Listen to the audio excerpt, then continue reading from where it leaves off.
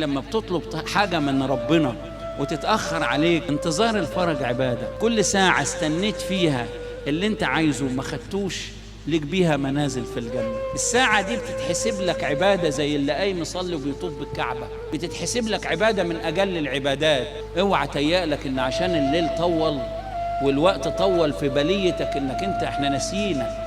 هي على ربك هين، بس ربنا عايز يديك درجة الصابرين، عايز يعيشك في مقام الراضيين.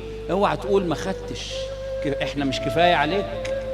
مش لاجل النبي الصبر يحلالك ويدخر كل هذا الصبر في انتظار الفرج، وبعدين تاخد اللي انت عايزه في الدنيا ويقول لك ايه؟ انما يوفى الصابرون اجرهم بغير حساب. سيدنا يوسف عليه السلام آوى اليه اخاه، قال لاخوه ايه؟ انه من يتقي ويصبر فان الله لا يضيع اجر المحسنين. اللي عمل حاجه حلوه معانا ما نسيبوش ابدا ولو طال الوقت.